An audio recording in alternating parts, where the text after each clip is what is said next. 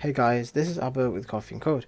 Today we'll be looking at the calculator project. First I'll run through the project to see what the console output is like, and then if you want to you can pause the video, try and make your own version, and then come back and see the solution. Let's get started. So first it'll allow you to type your first number, 15, now choose your operator. I've created this so you could use the 1, or the plus, or the symbol, so you could just type minus, and then enter the second number which is 10. And it says the result of 15 minus 10 is 5. Do you want to calculate something else? And you can use y, and then it repeats the process again. 50, 3, 10. 50 times 10 is 500. Do you want to calculate something else? N. Thank you for using my calculator. Then when you press enter, it finishes. So if you want to pause the video and try and make your own solution and come back, then you're welcome to.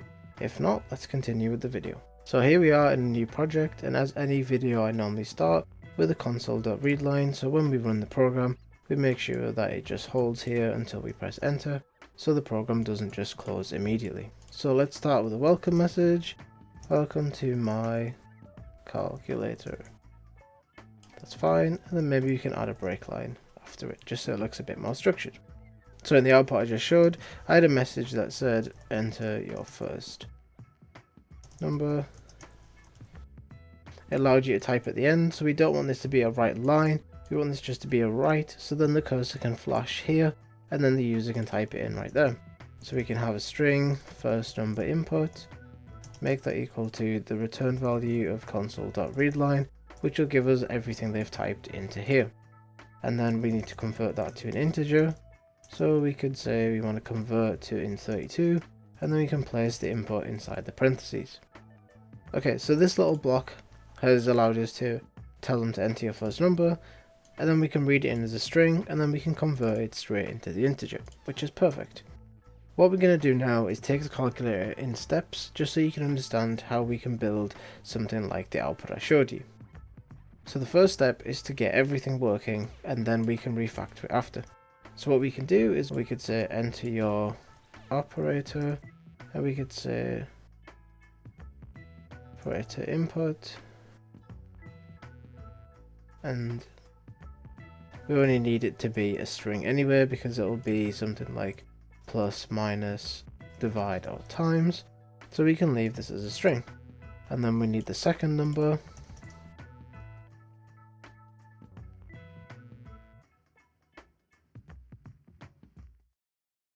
there we go. And now we change this input.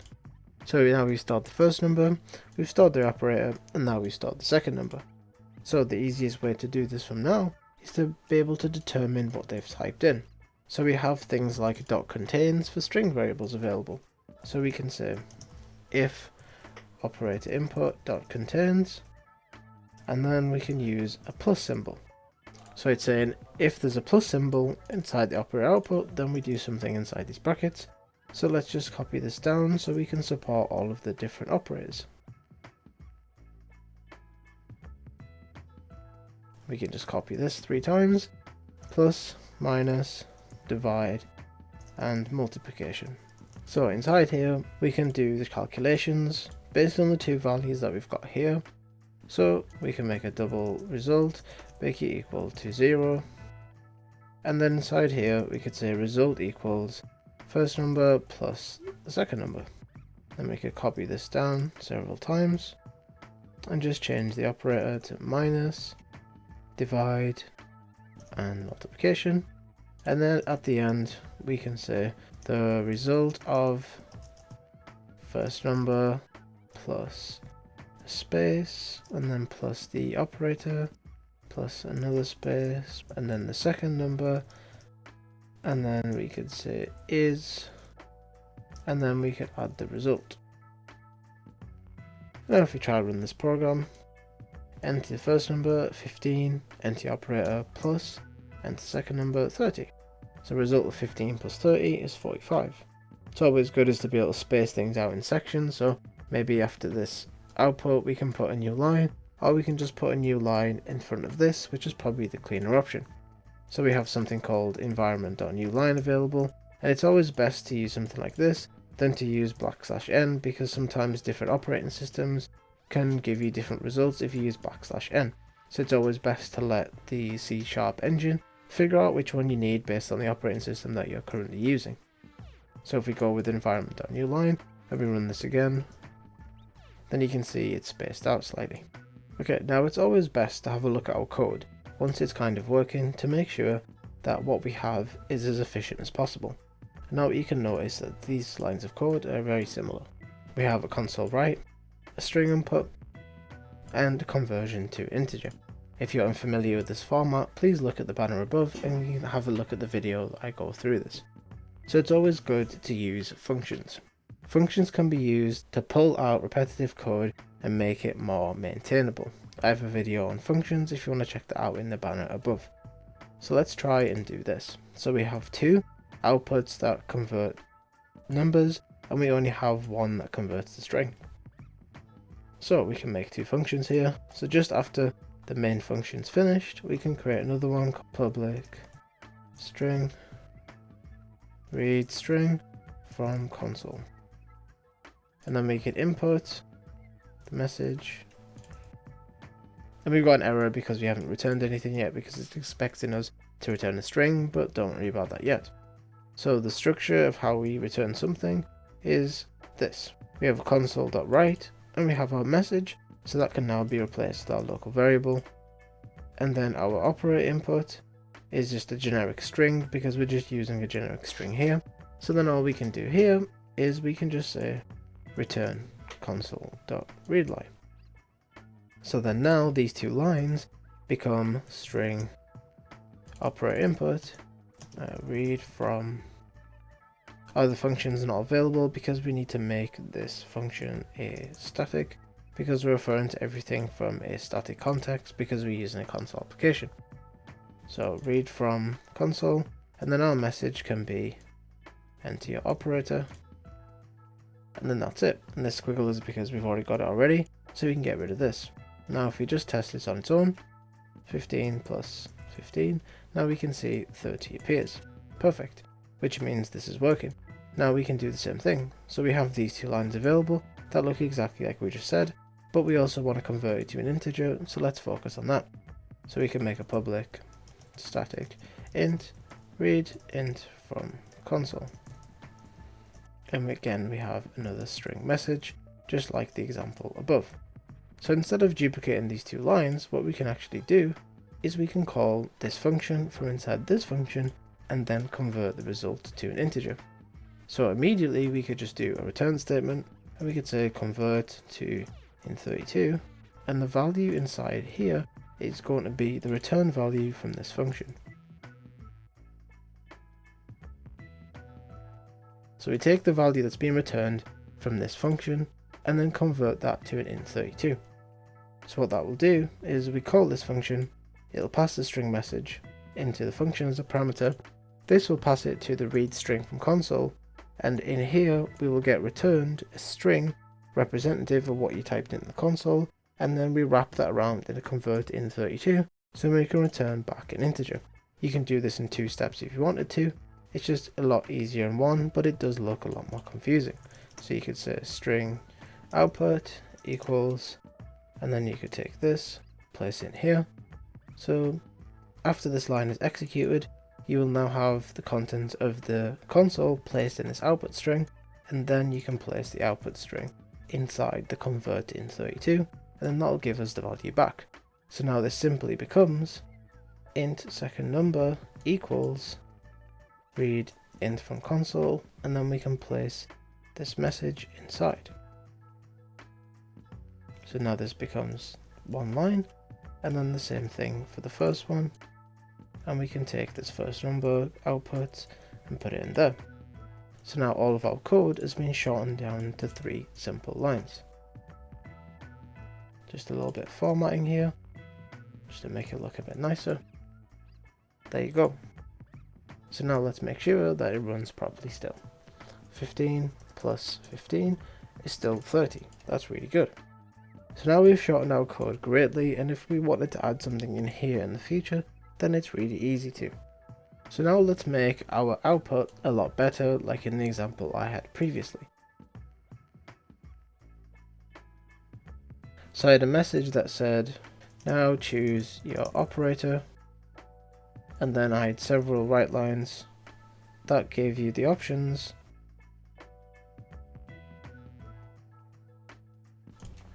One was plus,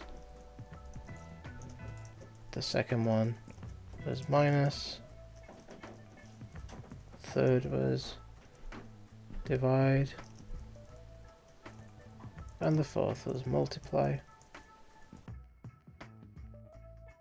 And then we can add a environment new line just after this one, just to separate a little bit from this chunk and the output. Now that we've gave the user the ability to type the number, the word, or the symbol, then we need to update our contains. So what we can say here is if the operator input contains a plus, or the operator input contains plus, or the operator input contains 1. And now we can do the same thing for all of these to suit all the different user cases. Minus, divide, multiply, and then we could just copy the values down and place the numbers back in. So now if we run it again, we could say 15 and then use 4 and then 15 again. Now the problem here is it says the result of 15 for 15 is 255. Although this is correct because it's gave us the correct answer, the output is technically wrong.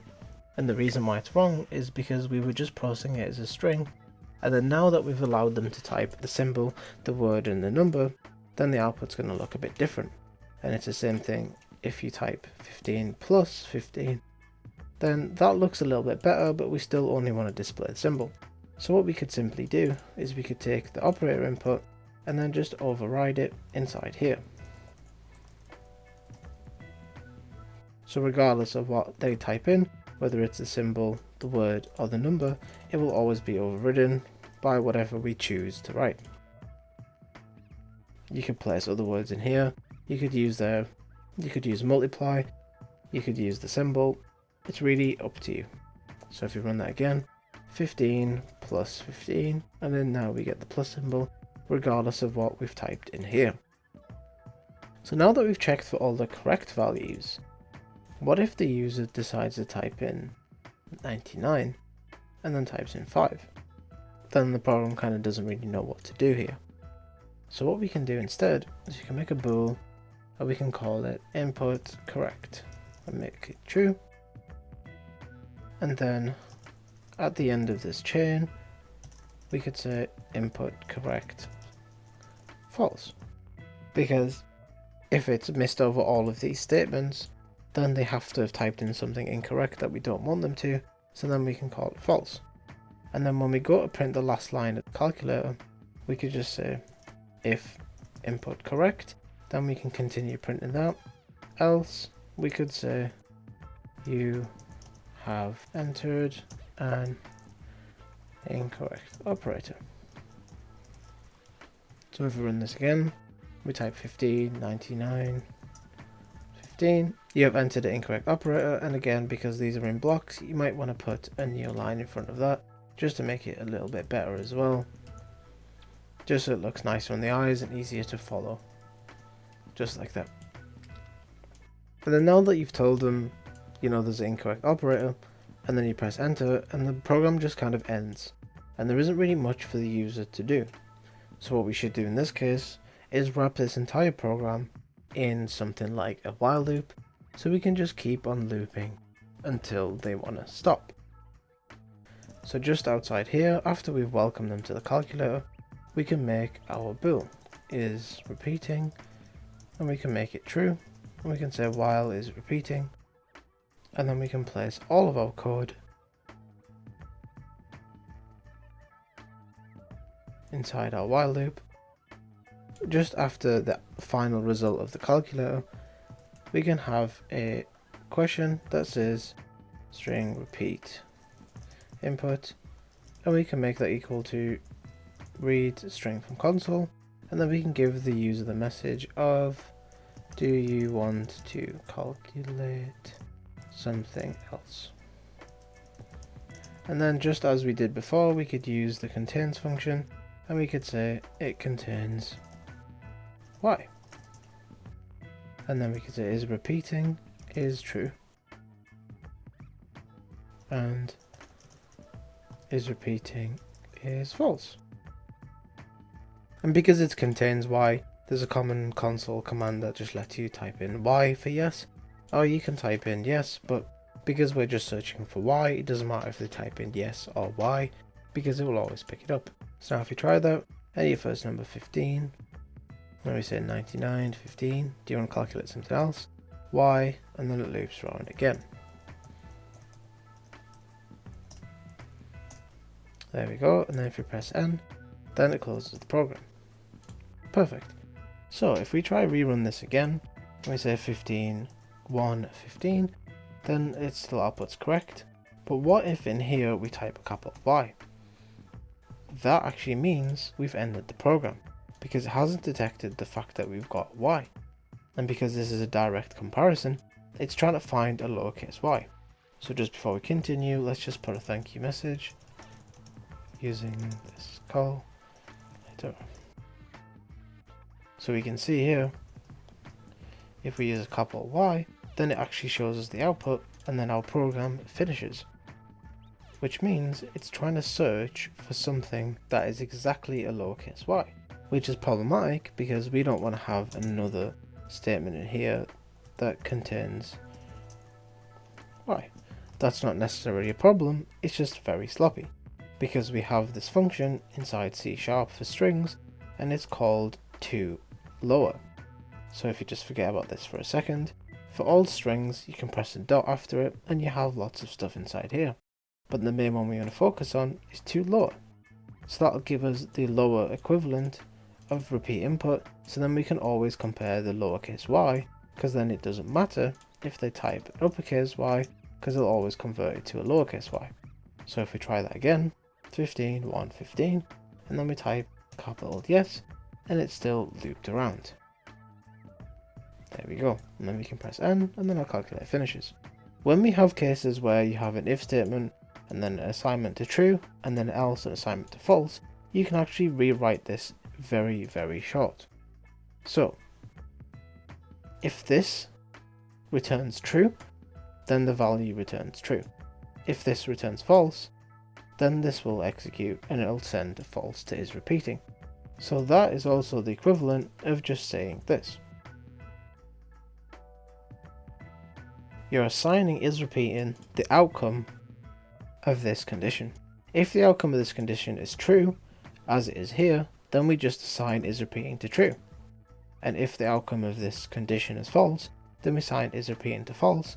So we could just simply say is repeating is assign the outcome of this condition, and we can get rid of all of this, which is perfect. Okay, so let's just make sure that all of the functions in our calculator works. 15 plus 15, 15 minus 15, 15 divided by 15 is 1, and 15 times by 15 is 225. And let's just try and make sure we've got a decimal. So we could say 10 divided by 3. 10 divided by 3 is 3. But of course it's 3.3 reoccurring. But we're only getting it chopped off as 3. The decimals are not present. So if we exit our calculator, we can actually have a look at what's going on here. So we're reading our numbers as integers, but we're storing the result as a double. So if we're doing the first number divided by the second number and we're storing it a double, then it should just give us the decimals. But because you're dividing integer and an integer together, it wants to also return an integer, so it'll automatically truncate it. So what you should do here is cast it as a double, so then whatever the outcome of this is, it will cast it as a double first before storing it into result. This is in essence converting the output of this into a double and then store it inside. This is just doing a cast, which basically just means to convert. So if we try that again, 10 divided by 3, now we get 3.3 reoccurring, because it hasn't truncated it because of the integer. There's also a couple things you can do to make this look a little bit better. So in here we have exactly the same pattern 4 times. We're always comparing the symbol, the name, and the number. But really to us, this is just strings. So we're doing 3 string comparisons in all of these if statements. So maybe we could make a new function that just does them for us and then returns us back with a value.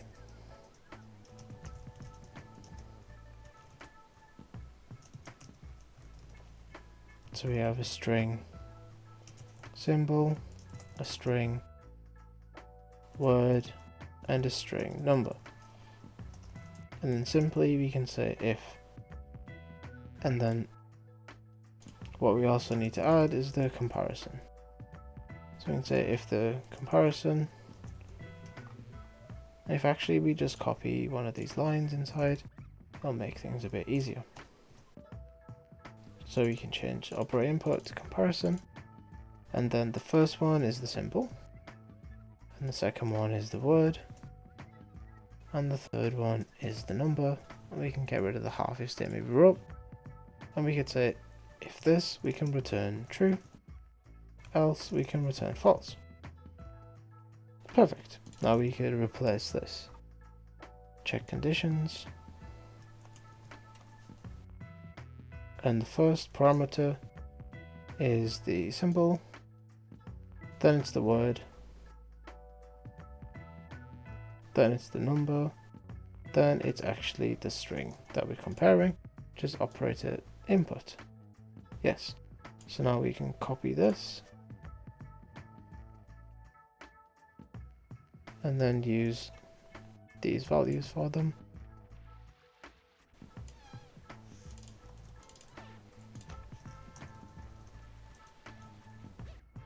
I'm just going to fast forward this section so you don't have to sit and watch this. Okay, there we go. So now it looks a lot better. So let's just have a look if it worked. 15 minus 15. 0, yes. 15 plus 15, yes. 15 divide. Sorry, 15 divide 5. And 15 multiply 100. There we go. And our calculator actually works now. So we covered a lot here, so let's have a recap. So we have our welcome to calculator. You can replace this with a, as I said before, with an environment.newLine if that's your preference, and you can comment this line out. It's completely up to you. So we have our welcome message, and then we're setting up our bool variable that tells us that we're repeating. And while we're repeating, we grab our first value from the console, present the list of operators that are allowed in the system to the user, and then ask them to enter the operator, and we can allow them to enter the number, the word, or the symbol. Whatever they choose, it gets placed into a string because we don't want to restrict the data type to being an integer or anything else, because we just want them to enter anything and we'll try and process it. After we've got the input for the operator, we then take the input for the second number and convert it to an integer using our readin from console, and then we set up our result variable that is 0.0 just as a default value. And then we have our boolean for input correct. This will be used to determine whether the operator input is actually one of these choices or not, and if it isn't, then we do something special. So our conditions are checking these 3 inputs based on this variable, which is defined in the function I'll show you in a second. And then if this succeeds and returns back true, then we set the result to being the first number plus the second number, and we set the operator output to plus, and we do that for all 4 of these cases. The only unique case for the calculation is the double here, and this is used because when you do an integer divided by an integer, automatically this will truncate all of the decimals and return you back the whole number only. So 10 divided by 3 should be 3.3 reoccurring, but if you leave it just like this, then result will contain 3. If you cast it as a double, then it will keep its decimals, which is what we need for division. And then if none of these patterns match, then we get to the else, which set the input correct flag to being false. So then when we come to the last output of the calculator, and it says if the output is correct, then we tell them the result of the calculator, but if it's not true, then we tell them that they have entered an incorrect operator. And then after all of this is finished, whether they entered it correct or incorrect, we ask them at the end if they want to calculate something else, and the normal options should be yes or no, and we just search for a lowercase y, and we make sure that we call to lower, so then any contents of this repeat input function will be lowered first before we do the check, because if they enter yes with a capital Y, then this is not going to work if we don't have the to lower. And then whatever the outcome of this condition is, so if this matches true, then is repeating will be true. If this matches false, then it'll be false. If this variable says true, then we'll loop back around to the top here again, and then we'll start the calculator again.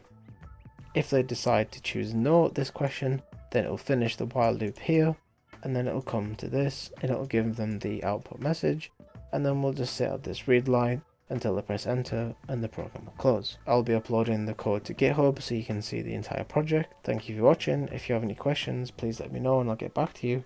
If not, I'll see you in the next one.